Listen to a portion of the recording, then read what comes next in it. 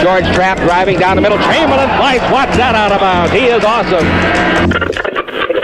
Malone, pass is deflected, going to be stolen, I think, by the doctor. Yes, he's got it.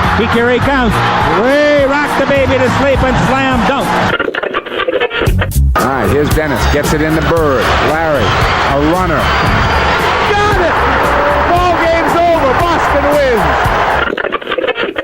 Here's Jordan for three. Yes! Bryant to shot. Oh! LeBron James, with no regard for human life, has given the Cavaliers their biggest lead tonight. It's off to Leonard, defended by Simmons. Is this the dagger?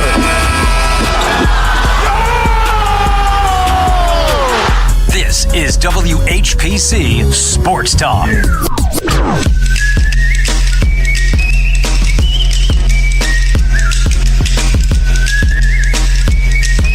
But we'll see what happens going forward. But I don't know. I got a lot to think about, to be honest.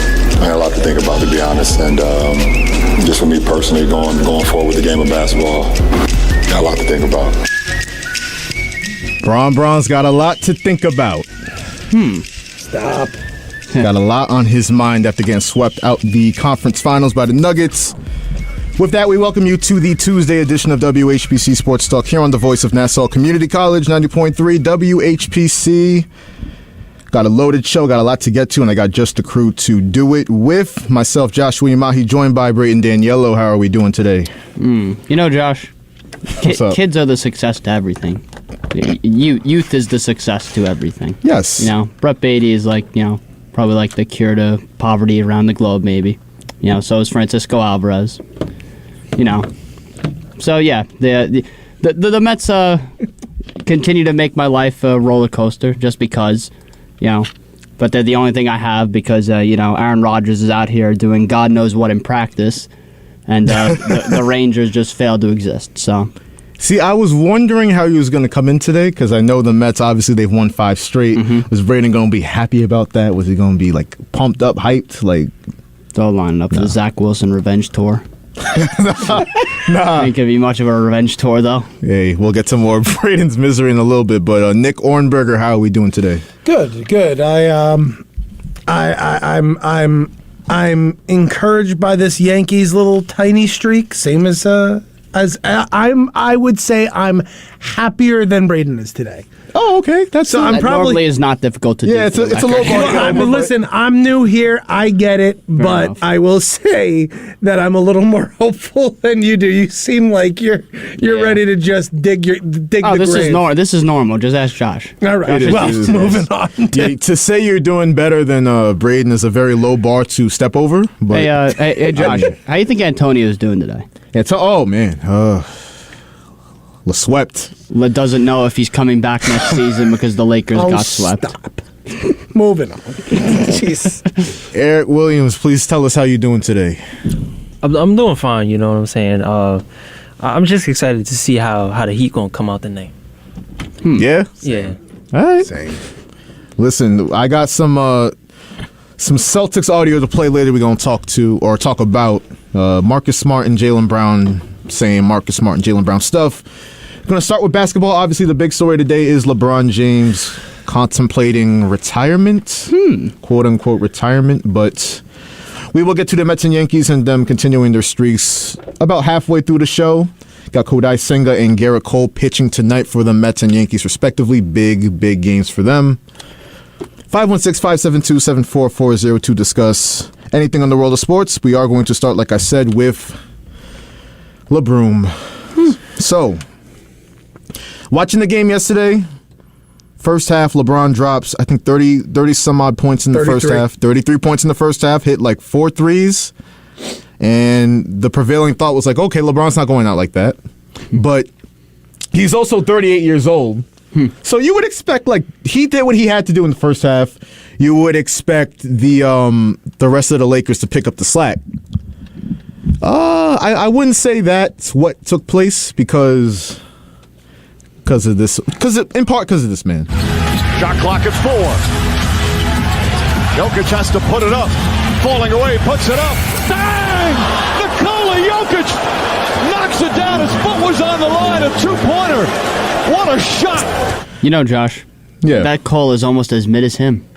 It really is. I hope he wins a ring. I hope he wins a ring, Finals MVP. I hope the whole 9 yards. He does listen to WHPC Sports Talk, doesn't he? Oh, a lot of people do, Braden. This fuels his fire. Ever since he said that, we're gonna come back like in 5 years after like the Nuggets have won like 5 straight championships. So you're like, what's the reason? Well, you see, this person on WHPC called him mid this one time. So, yeah, that kind of just set him off. See, I'll like. Are we talking about the People's Champion? The people's. What people? What people? Somebody. Are you one of the people? He's Eric? got friends. Does he? Look at Eric. Hi, Nico. What's up? Oh, what's up, Josh? Are you one of the people, Nico? Definitely not. No, he is. He is. It's like a disciple. No, disciple is strong. Disciple is strong. We're not gonna go there, but Jokic. You know what's funny, Braden? You bring that up because Jokic mid 2 MVPs, a conference championship now, the Western Conference Finals MVP, and then you got the Emmy award-winning Mike Breen announced yesterday. So. When Jokic is getting bangs from Mike Breen, pause. That's good work. What's interesting about that call is that he called it a 2 because his foot was on the line, but they reviewed it. He actually put his leg up, his right leg up, shot a one-legged 3 fading away over Anthony Davis, and he swished it. That just goes to show you, like, Dirk in his prime, and that's what he looked like. I'm happy you brought up Dirk because ever since Dirk, we've been looking for like who's gonna make that insane run, who's gonna really stake their claim. We saw it with Giannis a little bit 2 years ago, but in terms of getting that first ring, really validating your career and everything you've done, you want. And Kawhi with the Raptors, don't forget. Kawhi too, for sure. Did it by himself. And not by himself. That's not fair. All those other guys were there. You know, I'm just saying. He did carry that team, though. He carried them without that ridiculous 3. Like, they don't make it either. So I'm just saying. You know, no, you're right. You're right. There was. Who else do you call a superstar on that team? Who else do you call a superstar on the 2015 Mavs? Who else do you call a superstar on the? I don't know what the last team before that was. I mean, even those Spurs teams, it was an amalgam of okay players, aging players. Sounds like the 2007 Cavs, to be honest. Yeah, LeBron just carried them to the finals. Literally, and got knocked out by a Spurs team that had every reason to be there, and on a Cavs team that had absolutely no reason to be in that series. That's why I love LeBron, by the way. 2007 told me everything I need to know about LeBron. Yeah, LeBron's different. The fact that he's still doing it at 38 years old where, you know, and this is where I want to point out Anthony Davis. Because, bro, LeBron at 38 years old dropped 33 points in the first half. And then elimination game, like, you were supposed to already have taken the torch by now. So LeBron does his job. It's your job now, Anthony Davis, in the second half to give me more than 21 points and 14 rebounds for the entire game. But he I don't know. I mean, said he's not working today. I guess. Do you know how long to enjoy Cancun already? LeBron spent on the bench yesterday? Do you know how long? Some odd seconds, something like that. 5 seconds. 5 seconds. Anthony Davis needed 8 minutes of rest in an elimination game. That's all I need to know. That's all I need to know. And he dropped 40 at 50% shooting. Like, come on, man. I'm sorry. This isn't on LeBron. It's not on LeBron. It's not.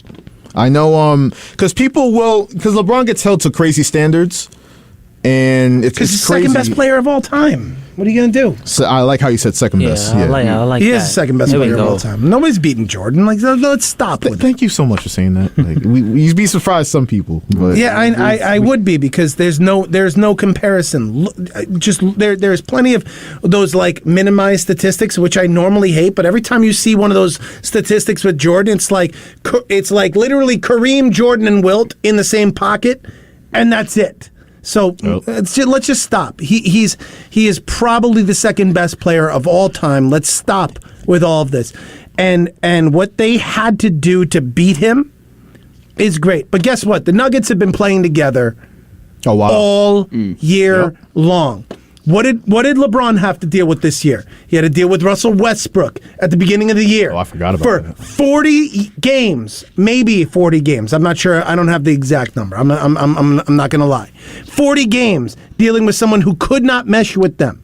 And then they have to mesh with Austin Reeves, and they have to mesh with all these guys. It's he's had to deal with a different team every 10 games, and he still took his team on his back to the conference championships. Did he get swept? Yes. I'm sorry to say LeBron got swept. It doesn't change anything about LeBron's legacy.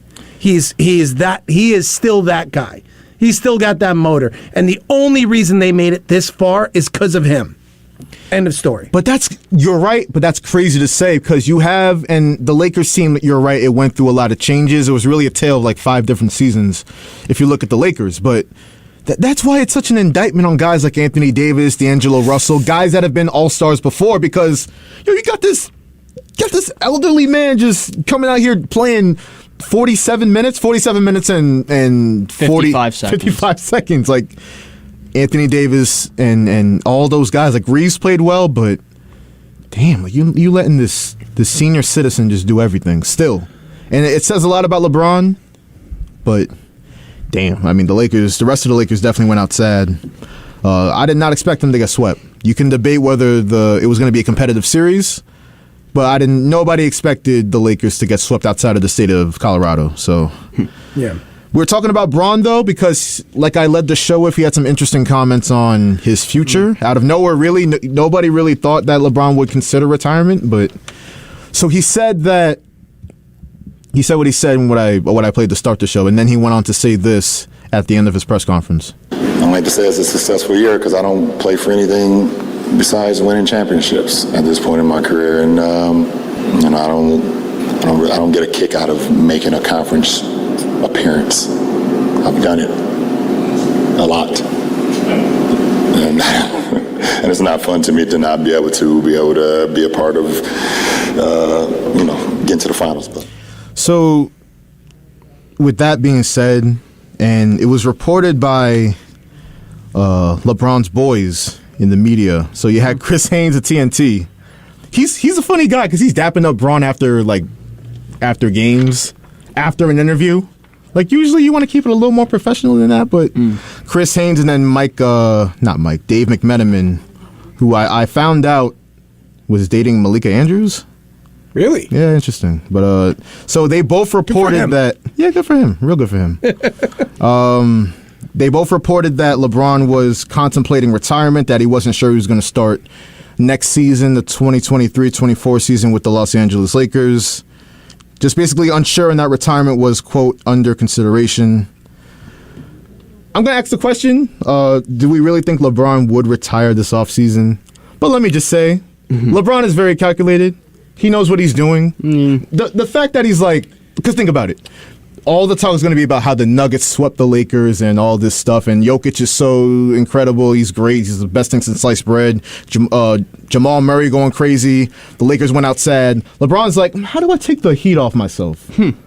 Oh, I know. Retirement. I'll leak retirement rumors to the media. So all the talk will be on that and not that the Lakers got their ass kicked by Denver, but...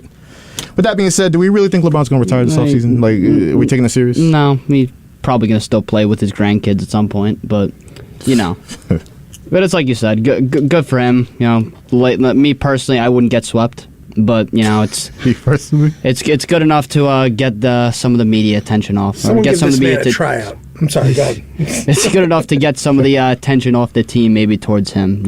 Maybe, I don't know. Alleviate some of the pressure from being destroyed by a mid-superstar Nikola Jokic, of course. He's not going to live that down, that mid-take. I never will. I don't even know NBA, and I still I'll never forget my reaction. I went from, kicked back in my seat to, what did this man just say? You know what's crazy? Because you remember Dom, right? Yeah. So on that Facebook Live, I saw Dom comment. He's like, yo, Jokic is mid? Who said that? He couldn't believe it. So, you know who the Lakers need, Josh? Who they need? They need DeAndre Ayton. He would fit perfectly into that. You trying to get him riled up over there.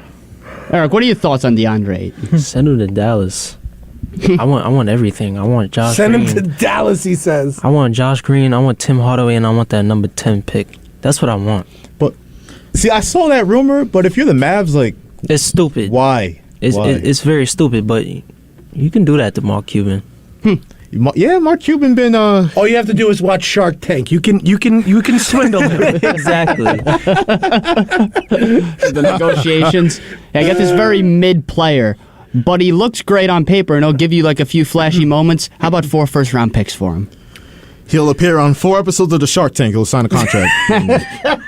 We'll get it done. Look. He's been compared to Jordan his entire career. You really think he would retire for a year? He's talked about is playing with his son the last 2 years. That's all he's talked about.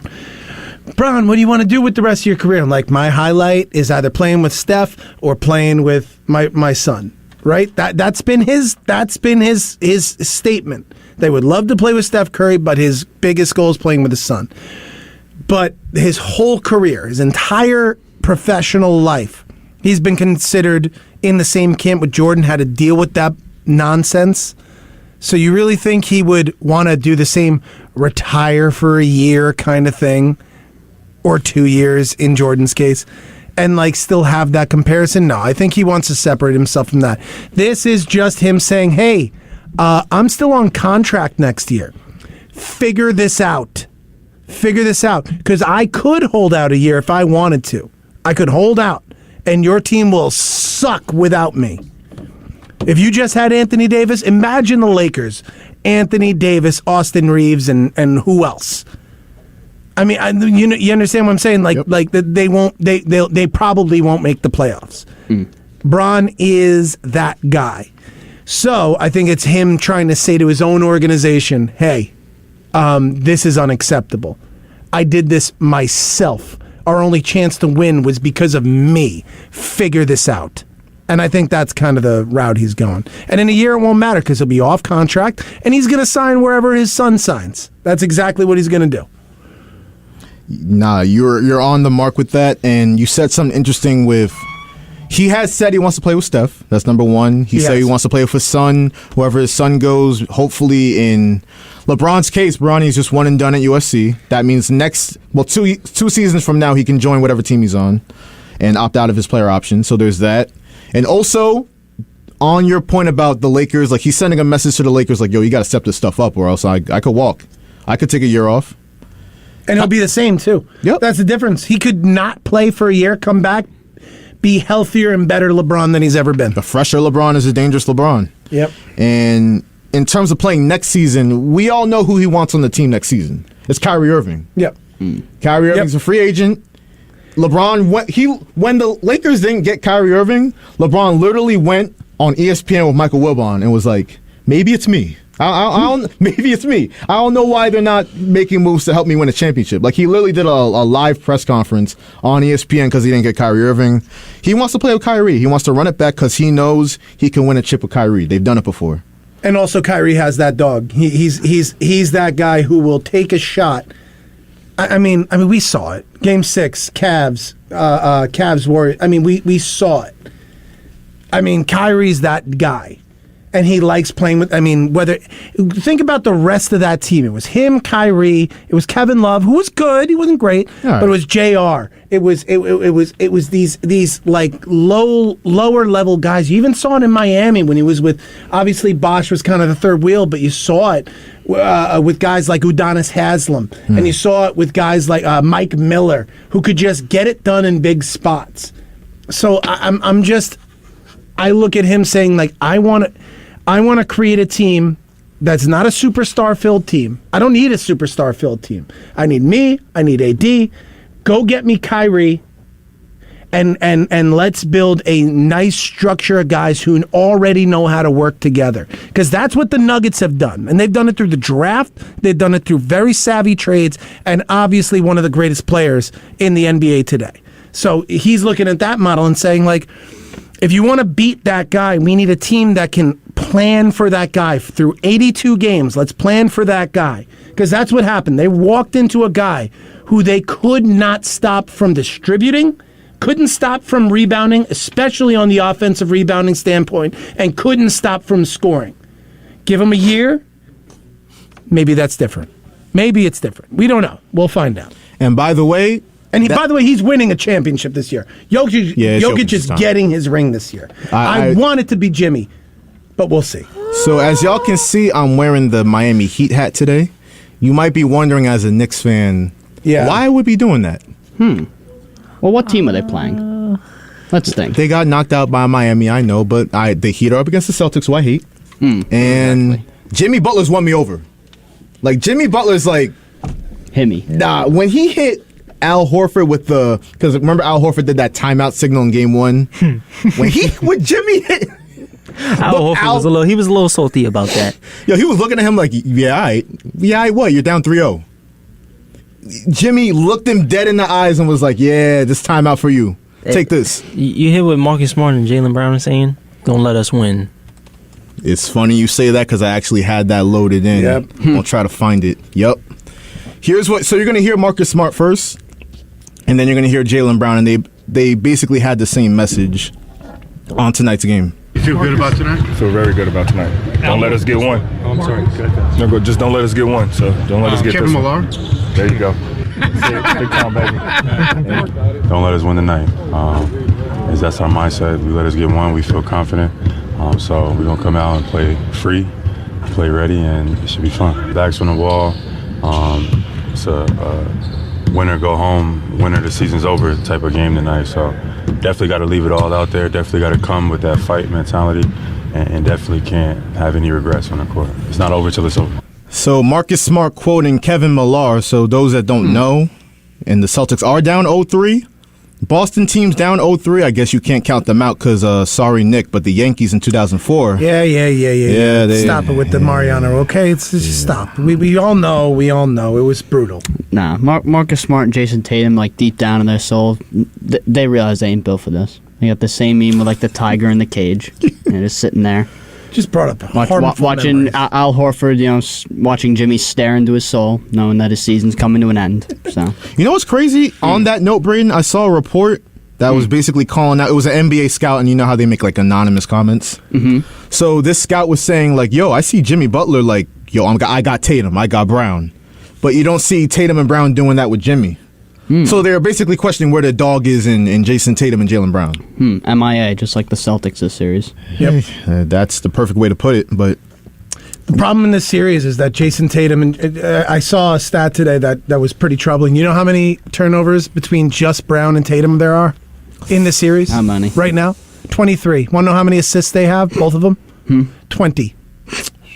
They have less assists than they do turnovers. Their ball hand. Listen, I've lived in Boston all year. I just moved down here. Ball handling, turnovers has been a problem for these two all year long.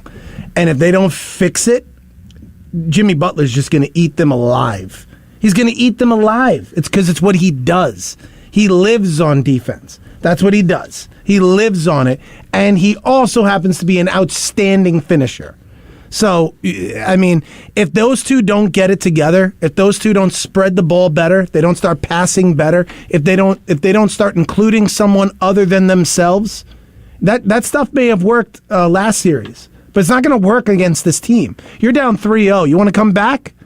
Stop turning the ball over, protect the basketball, start passing it, start looking towards your secondary players.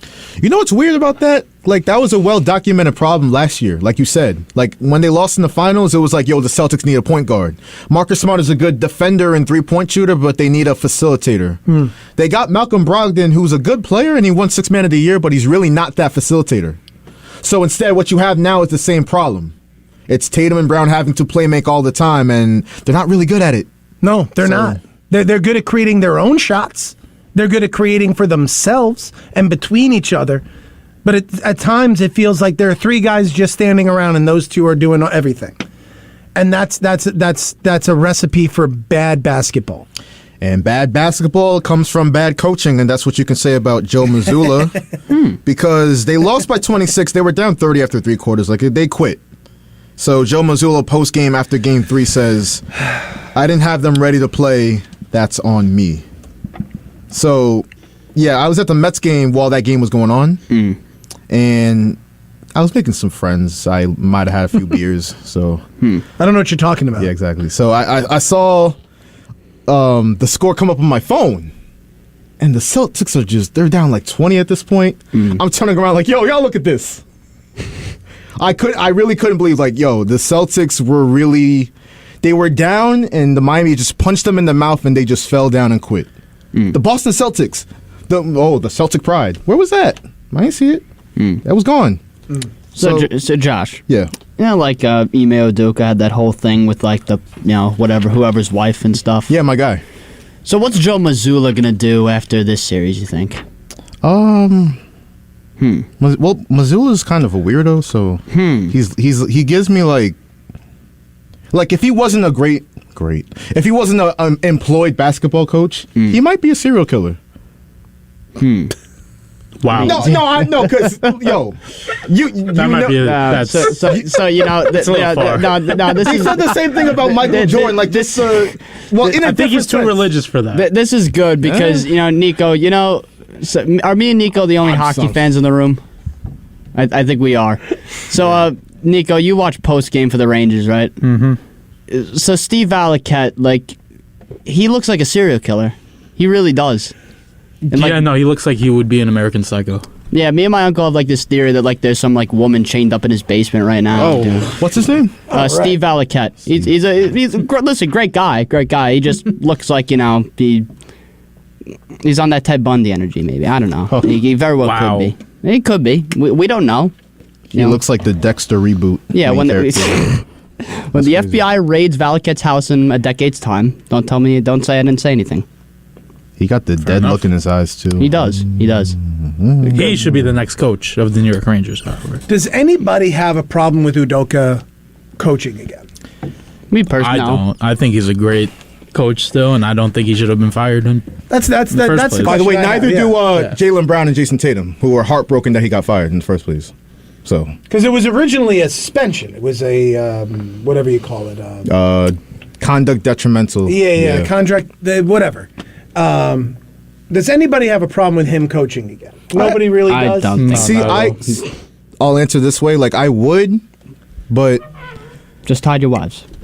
That part, and like the Celtics have publicly said, like if he did something like terrible, like they were reporting initially, right? The Celtics players wouldn't be so bold in coming out and saying like, "Yo, like we missed this guy. I can't believe he got fired. He was the best coach I ever had." Jason Tatum said, like they wouldn't be so bold in saying that.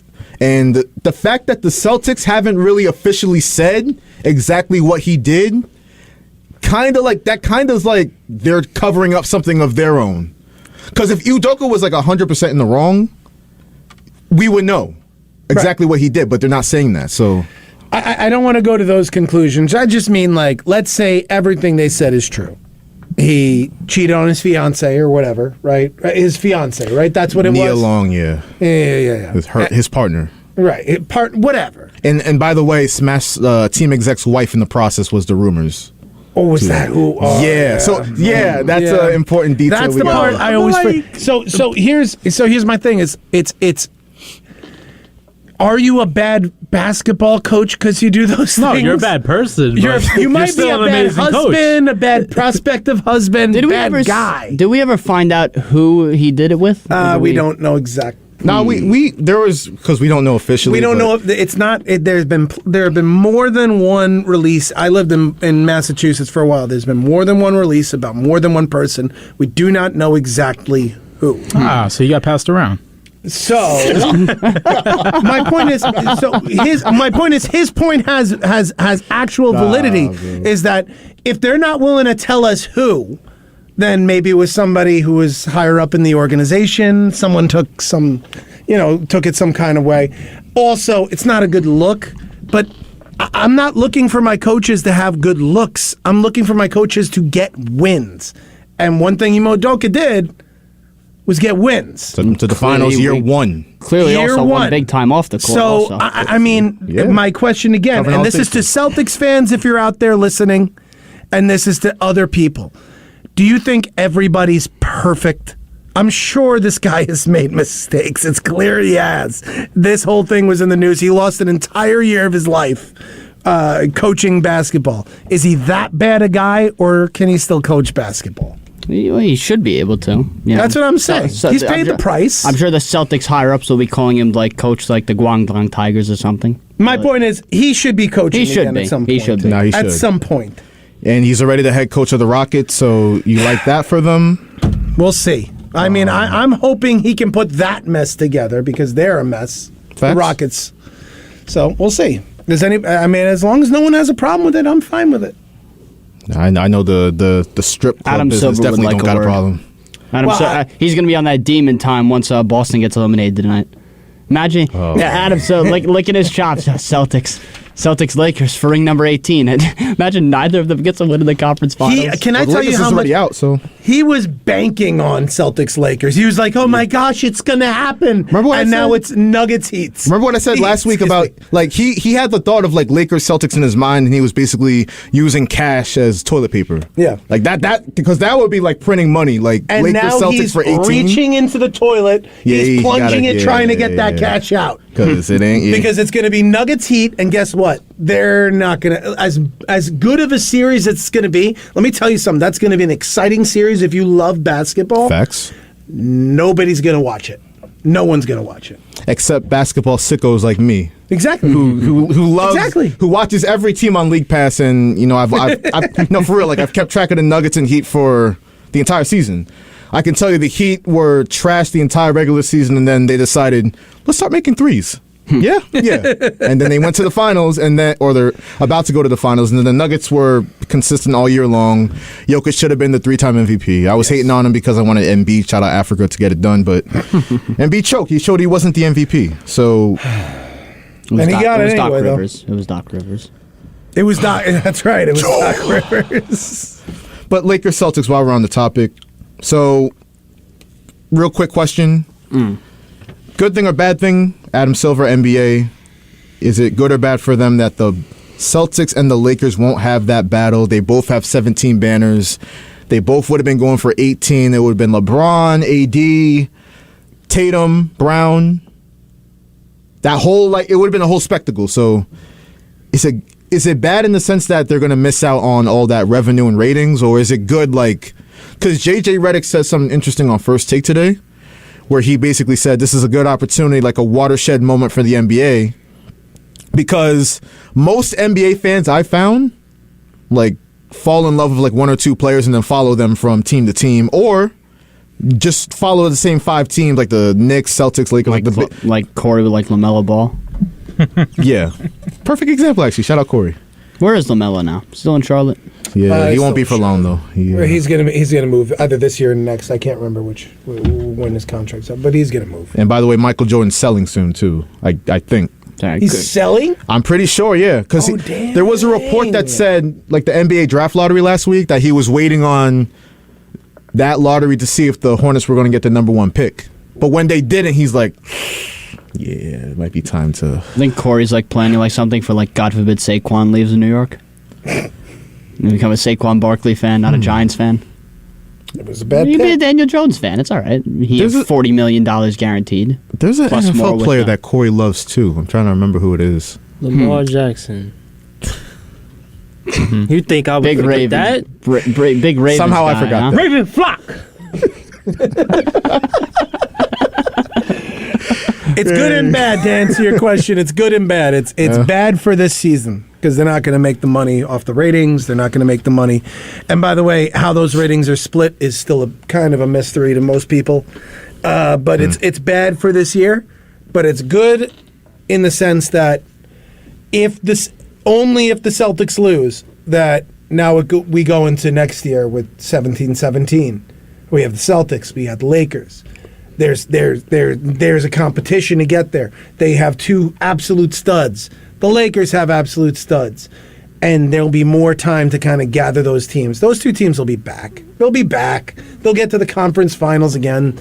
I don't know if they're going to get back to get to the finals. But give it a year, people will figure out Nikola Jokic. Give it a year, people are going to figure out Jimmy Butler in this team. That this always happens. They're going to figure out Jokic? They're going to figure out Jokic? I don't know how you figure out a guy who passes that well from the post, who is able to distribute from his position. I don't know how you figure it out, but give it a year. Someone will figure it out eventually. Someone's going to figure it out. They figured out the triangle. Whoa. Phil Jackson. We don't got to talk about him. We do have a caller on Sports Talk. Caller, who are you? Where are you calling from? What's up, Josh? It's Justin. How you doing? Justin, what's going on? You know, I was watching you on the Facebook Live. You're wearing the Heat hat. Yeah. What's going on, buddy? Listen, Jimmy Butler's won me over. I'm a wherever he at fan. I'm not a Heat fan. I'm a wherever he at fan. I'm a Jimmy Butler guy. All right. It is what it is. I can respect that. Did you guys get to Carmelo's potential jersey retirement? I missed the first half of the show. Hey, we were just about to. when you called. Perfect. You got any thoughts on that? What do you guys... Yeah, I mean, listen, he played, 6.5 years for the Knicks. He played more years with the Nuggets. He won, one playoff series? I don't know. I don't want... there's something special about having your jersey retired, especially in Madison Square Garden. You know, I don't want to crap on the Yankees, but the Yankees, they tend to retire pretty much everybody's jersey. But at least the players that they do retire were champions. And I don't know. I just feel like I like Carmelo. He brought a lot of energy to an organization that was clearly, in a turmoil prior to him getting there. And after. But I don't know if it's enough. You guys think it's enough to get the retirement at Madison Square Garden? Well, no. Oh, this is going to be a debate. Here we go. Here's the thing, right? Melo should obviously get number 7 retired. I'm going to tell you why right now. No matter what he did in the playoffs or not, it's not on him. Y'all forget this is a team game. He's not going to go out there and carry this team himself. And he did that all 6 years without a point guard. All he had was what was his second best player? What was his Robin? J.R. Smith or Amari Stoudemire? Come on. Raymond Felton. And the best point guard he had the whole time he was there was Jason Kidd. Chauncey Billups. Stop it. No. It was Chauncey when he was here. Hold on. The year they had Jason Kidd, how many games they won? About 50, right? 54. About 54. Yeah. All right. Yeah, listen. Go ahead, Justin. If I can make one point, Josh. Yeah. Unlike most sports, in basketball, I feel like one player can lead a team to greatness. Maybe not a championship, but look at what LeBron did, for instance. And obviously there's a difference in comparison in the level of Carmelo and LeBron. But LeBron took that Cavs team that first time he went to the championship. I mean, there were bums on that team. It's not like a... Zadrunas Ilgauskas. Exactly. Well, I like Ilgauskas, but, Delonte West. Oh. Be careful bringing his name up. Was Varejao on that team, too? Varejao was on that team, too. Yeah, he brought a team of nobodies to the finals. And how did Carmelo just win that one round? Is that all he won? That's all he got. He got the one round, then he got exited fast by the Celtics. Pacers. Pacers. They beat the Celtics. Was it Celtics? Yeah. So yeah. Are you the only one, Eric, that's pro-retirement? I think he should get both jerseys retired. Number 15 and number 7. 15 in Denver. Wow. I'm with Eric. I think Eric is right in the sense that it's a team game. All I got to say is one name for anybody that wants to criticize Carmelo Anthony for not winning in Madison Square Garden as a Knick. All I got to say is one name because, and whenever I say this name, like I said yesterday, I get violent. So watch out for any flying pens or whatever. But after winning 54 games, they traded for Andrea Bargnani. Oh, stop. That's all I got to... Who does that? They traded a first-round pick for Bargnani after a 54-win season. No intelligent, sane front office does that. That set the tone for the rest of Melo's career, and he didn't do anything after that. It was a horrible move. That's one of the worst moves in NBA history. You play with who you play with. You play with who you play with. Andrea Bargnani and Sasha Vujicic, bro. I'm not sitting here defending the trade. He didn't make that trade. That was the GM. That's what we're saying. That's what we're saying. So it doesn't matter though. You play with who you play with. There have been plenty of guys who've made the Hall of Fame with terrible teams. He's not. Look, as far as Knicks history, we're not talking about Dave DeBusschere here. We're not talking about Patrick Ewing. I did this yesterday. I'm not doing this again. My point is, he played here, 7 years? I think he scored 12,000 points, something like that. Listen, he did a great job. He was a wonderful spell in between two major points of mediocrity for this garbage team that I root for. I can't just hand out a retired number to him. Put him in your ring of honor. Give him some space to be celebrated because he deserves it. But you can't retire his number. I'm sorry, you can't. I think if you don't win the championship, you at least have to have majority of your career spent with an organization. So someone like a David Wright, Yes. a lifelong Met, I could see something like that being a jersey retirement. But if you spend more time with one other team and you don't get out of the second round, what are we doing here? This is like a consultation prize at this point. Everybody Nonsense. can't get that specialty of the retirement of the jersey. That's what my stance is. Agreed, You and guys you're know right more- when you say that the Yankees retire too many numbers. They've done it time and time again. I mean, I'm sorry, I love him, but Reggie Jackson's number shouldn't be retired as a Yankee. I get it, a couple World Series, but my God, like, what if? At some point, you win one World Series, you're going to get your number retired. We're going to retire Posada. We're going to retire everybody. It's stop retiring numbers. Yeah, it loses its specialty for Yes. sure. I think like the Ring of Honor thing, the Patriots do that with a lot of their players. The Steelers just retired Franco Harris. I mean, that guy is one of the best to ever lace up, a pair of cleats for that organization. I just think it makes it special when only the great of the greats get that honor. Yes. And I don't know. Well, we could go on with this for hours. So I'm going to listen to you guys go on. Great show as always. I'll be tuned in for the rest of the 20 minutes. Have a good one, boys. All right, Justin, thank you for the call. Justin Greenberg, hear him Tuesday and Thursday on the Morning Madhouse. Also, Saturday, 12 to 2, Radio Rumble. Check it out. I'm so surprised you want to retire his number. I really am. Listen, I grew up. I grew up in a household where it was nothing but Knicks, and I was watching Knicks games. Him and Amari Stoudemire just lighting it up in the Garden. Listen, I got all the respect for Melo. I think he can still play basketball. It's just the fact nobody's giving him a chance. He got blackballed crazy this year. Like, It I was don't wild, understand that. right? Like, he still has the ability. And by the way, as much as I say I don't think he should be retired, he can still ball. Exactly. There's no doubt he could be a six-man or a role player on some team. He could probably start for most teams. Let's be honest. All I got to say is Evan Fournier held the roster spot for a whole year. Melo can definitely hold the roster spot for a whole year. He definitely could. That's all I got to say. But I agree with Eric because, like, Melo, you can't deny Melo if given, like, a good point guard, like other stars have had. 3-point shooting.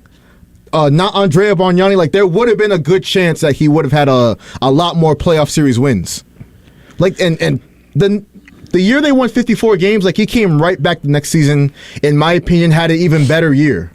Like, it's not his fault that Steve Mills, I think the GM was at the time, made Steve Mills, yes, garbage decisions. Like, there's no way you can excuse that. And you draft Tim Hardaway Jr., that's okay, but Andrea Bargnani, and then Phil Jackson comes in and just pisses all over it. It's like, Sasha Vujacic, and you bring a Jose Calderon? What are we talking about? No, listen, I'm not sitting here telling you that this is on Carmelo. It's certainly not. But you play with who you play with, and you're great whether or not. Mm-hmm. That's my point. You're great. That's a slippery slope. You're great no matter who you play with. All you have to look at is Charles Barkley. That team could not get his that GM ship could not get his team on the right track. He played with good players, and that's it. It was Charles, and it was John, right? It was not John Stein. Kevin Johnson.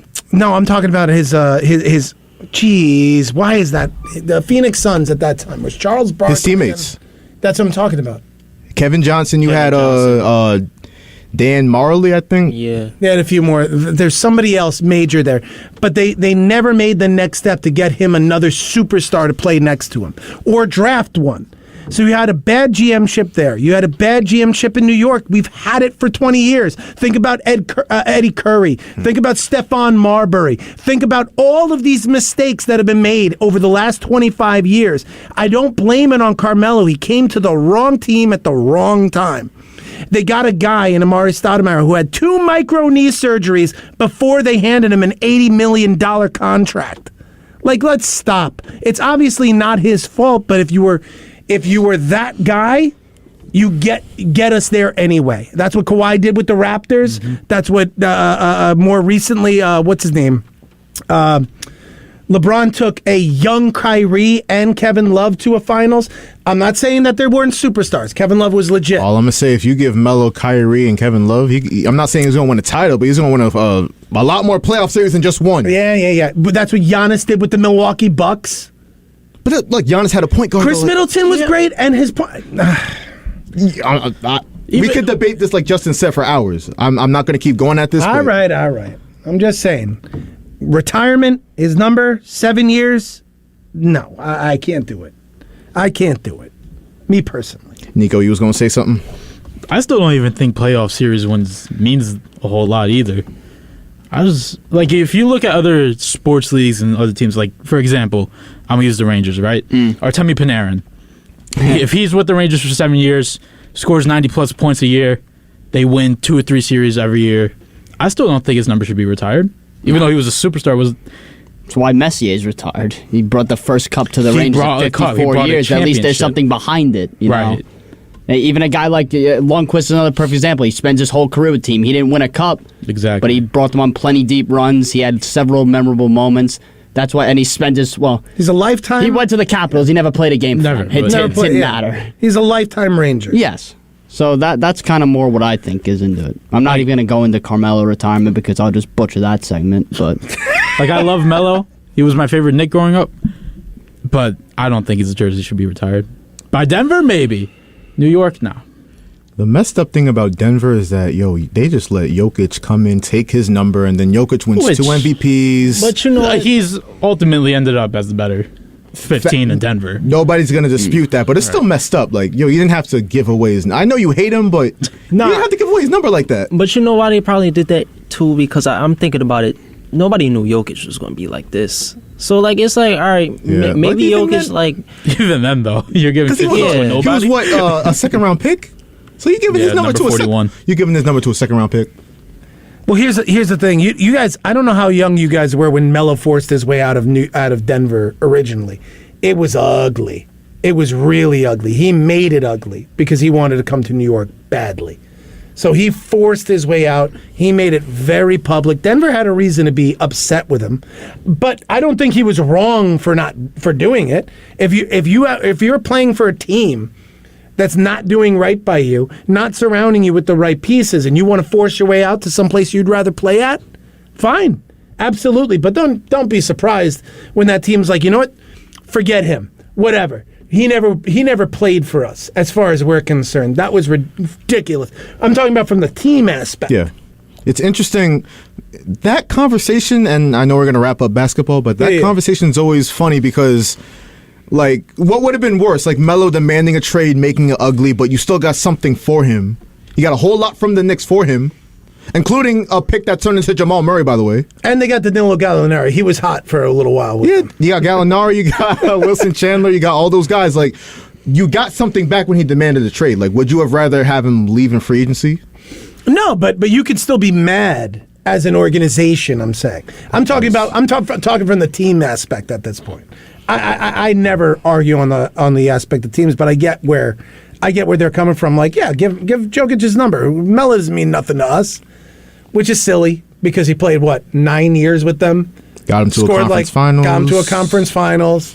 Like 18,000 points for that with that squad. Like, come on. Yep. Is it bitter? Yes. Hey, I mean, Jokic got 15 now in Denver. I mean, I can definitely say that. With all he's done getting to their first NBA Finals in Denver ever. But, so I wanted to close with this. So Ian Begley, who does great work covering the Knicks on SNY, basically said there's momentum towards getting Melo's number 7 retired in the future. A decision hasn't been made yet, but there's momentum. So we'll see. I can see us having a lot of debates on that, though, in the near future. But moving on, 10 minutes left. Let's briefly discuss. I think we spent like 50 minutes on baseball yesterday. Let's talk about what the Yankees and Mets have ahead of them tonight. So we're going to start with the Mets. They're traveling to Chicago. They've won 5 in a row. The Cubs are 3rd in the NL Central, which is a garbage division right now. But you got Kodai Senga on the mound, and of all the things that happened with the Mets this past week, and I think you said this Thursday, like, we didn't talk at all about Kodai Senga just because, like, number one, the bullpen blew it, and that was a great comeback win at the end. But Senga, and in my opinion, and I know Scherzer and Verlander had a great day in the doubleheader on Sunday, but Kodai Senga's been by far, in my opinion, their best pitcher. Yeah, definitely. 1,000%. just because of the level of consistency. Now, if you want to talk about this weekend, obviously, this week, the past 5 games, the Mets have won 5 in a row. I've seen the exact same team I saw last year, and it was the team that whenever they get hit in the mouth, they get back up and they punch you harder. And a perfect example was that in Cleveland. I actually went to the Friday night game, probably the craziest game I'll ever go to. Down 5-0, I'm sitting there thinking, all right, great, Carrasco's going to get another loss. This team is cooked, the whole 9 yards. And then they find a way to come back again. Pete Alonso just, he has to have a contract for like 5 burgers for every home run. And then the series against Cleveland, you see guys like Verlander, Scherzer, who I really don't know what to think about Max anymore. Nico, do you? He's washed. I can't even tell anymore. I really can't. Nah, he's going to give me 1-2 great games this season, and that's going to be it. Maybe. But at least, Verlander at least has looked like he could pick it up. Once Verlander, he's the guy that once he settles in, he's almost untouchable. Not untouchable, but very difficult to get anything off him. You saw that once Ramirez homered, then the Mets bullpen and him, the bullpen had no part in that game. He just dominated. Can I just say, and I know everyone's hyped up about Scherzer and Verlander kind of turning the corner, maybe, but can I just point out that let me just point out, I said this yesterday, the Cleveland Guardians in their lineup have one major league hitter. That's Jose Ramirez. Yeah. Outside of him, nobody, if you look at their lineup, nobody has a OPS above 650. Yeah, they're getting off to a pretty bad start for a team that had pretty decent expectations off a playoff run last year. That lineup is Frank Fleming likes to say, it's feeble. So saying that, how excited can we really be? Especially they didn't get a lot of strikeouts either. I don't know. And also on top of it, you look at it what happened during the 13-game stretch where they were supposed to dominate right before that? I know. I don't like to talk about the past considering they've won 5 in a row. They're just a very weird team to me. And, hopefully it keeps up. And, tonight you have another weird test. You just took 2 or 3 from the top team in baseball. You swept the Guardians team that really could be the same thing as what the Mets are right now, which really could be an enigma right now. We don't know what they are. So now you have another team in Chicago that, they've made some nice additions. They have Dansby Swanson, they have Cody Bellinger, but it's still a team that you should theoretically take the series from, especially with Senga starting tonight. So hopefully, unlike the second game against Tampa Bay, hopefully the offense shows up for Senga, gives him some run support, and he'll hopefully turn in another quality performance and let the bullpen go from there. Braden, you brought up the 13-game stretch where they went 4-9 against some trash teams. They got swept by the Tigers and all that. Yeah. So there's a 12-game stretch coming up, and I'm not going to say anything. I'm afraid. I'm not going. Well, who are they playing? They're playing. All these teams are either under 500 or so we're screwed. Hovering around it. So you got the Cubs for 3 starting today. You got the Rockies at Coors Field this weekend for 3. The Phillies. 3, I think. They're a weird team, too. Trey Turner is his stats from the World Baseball Classic. Has anyone seen that? Are better there's more home runs than the World Baseball Classic. Yeah, that's crazy. I saw that. At least he comes out and admits that he hasn't been good lately, which means he's going to hit a home run per game against us a week's time. The Mets are everyone's get-right team. So. Yeah. Just like the Knicks. Facts. Torian Prince. He is immortal, threes under the Madison Square Garden lights. Who do they play after the Phils? They play Blue Jays, baby. Blue Jays at home. I know Nico's. I will be at 2 of those games, guaranteed. I'm definitely going to try and get to one of those. Take a lot of time off from work. You know what? Friday, Saturday, Sunday. Yeah, July I'm 4th weekend, baby. Yeah, I'm going. Yeah, I didn't even realize that. Yeah, they're giving away the Alonso visors too. Oh, on the Sunday game. Yeah, I'm definitely not gonna. You don't have to use those pit vipers anymore. I know. Hey, so Josh. Me and Nico been meaning to ask you. You want to join a hockey team? Yo, so Nico said something about that today. I don't know. I think I'll think about it. Yeah, I realized last night I'm severely just not capable of running around for. Sorry, no one on the team is a cardio king. I'm no, it's wild though. There's these 40-year-old guys. They're just outrunning me. I don't know what I'm doing with my life anymore. What are you doing? That's humbling, bro. That is. Humbling. Listen, I'm not supposed to play forward. I'm not built for that.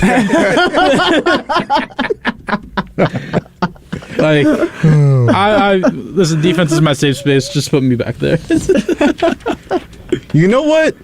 Because I was gonna ask what's difficult about it. There's a lot of difficult things. They make it look easy on TV, but you realize how much easier it is to just skate around, not run. You're right. Yeah, that's a great point. That's a great point. I'll think about it. I got to get my my cardio in order myself. Sorry, worst case scenario, you coach us. It was fun. You know what? I mean, me as a hockey coach? Oh, do it. I'll just give you a little slip of all the lines. Put these guys out at this point in the game. If you give me the information, I'll be elite. Yeah. If you give me all the cheat sheet, I'll be good. Have some guy come over. It's who's the guy in the suit? He's like, oh, that's Ime Udoka. And, you just. This is how far he's fallen. Imagine. No, you know what's funny? I've actually been told in a suit, I kind of look like him. Oh God! So that don't help things, but it's Ime Udoka at my sister's wedding. You have much better hair than him. I just want you to know that. Well, yeah. I'm just saying. My Nigerian brother, I love Ime. I love Ime. He's gonna be a good coach in Houston. I'm happy he got another job. They didn't put him down like that. They try to put him down. He's back. All right. Can't keep us down. Putting Ime down. I'm down. You're talking about putting Ime down? My God. Like he's a dog? Hey, I mean, he's not a dog, but he got that dog in him. Facts. Oh my gosh. Let's get to the Yankees. Garrett Cole's on the mound. They are at the Orioles. I can't remember the last time a Yankees-Orioles series was this competitive. Yeah, the Orioles is nice. They're nice. Second in the AL East. The Yankees are third. What you expect from Garrett Cole tonight? I expect him to be dominant. That's what I expect. I expect him to be what he's capable of. Because when you're an ace of a team, that's what you do, right? My expectation is go out there and prove that this little upstart Orioles team isn't worth your time. Give me 6 or 7 innings of absolute ball, and then walk off the mound, flip them off. As far as I'm concerned. That's what I expect him to do. What will he do? He's been the dog for this team all year because none of these pitchers have shown up. Some have been hurt, some have been suspended, and he's just been him. So I'm expecting Garrett Cole to get back on his personal not schneid, that's not the right word, but on his personal grind here and just absolutely dominate this team. I want to see the fastball being located. I want to see that slider just slipping out of the zone. I want guys swinging and missing. That's what I want. I expect that because that's what you expect of an ace, and that's what he is. We'll see what happens. 2 quick topics to close the show. We got a minute left. So Aaron Rodgers, calf injury in OTAs. Rodgers called it a tweak and then proceeded to take a Veterans Day. But Braden, you the Jets fan in the room. You got any thoughts on? Yeah, Aaron, just, if something is wrong, just let me know so me and Nico can together pledge our allegiance to Duval right now because I can't watch Zach Wilson attempt to throw a football for another season. Hey, they're saying that he had a good OTA day today. Oh, good for him. He's going to make Aaron Rodgers' life hell. Yeah, he's going to sleep with his wife. Or his mom, I don't know. Damn, Aaron Rodgers' mom's got to be one, like 70. I mean, listen, Aaron won't care because, he doesn't talk to his family, but, still. Yeah, Rodgers is like, you can have her. Rangers Islanders at MetLife Stadium as part of the Stadium Series excited. this year. I will be there. You'll be there no matter MetLife what. Stadium, No I am what. inside you. What do you mean by that? You know what I mean by that. No. Yeah. Continue. Give him 7. That's a good way to close the show. Thank you for listening to the Tuesday edition of Sports Talk. And for Braden Daniello, Nick Ornberger, Nico Weech, Eric Williams, this is Joshua Umahi. Thanking you once again for listening to the voice of Nassau Community College, 90.3 WHPC.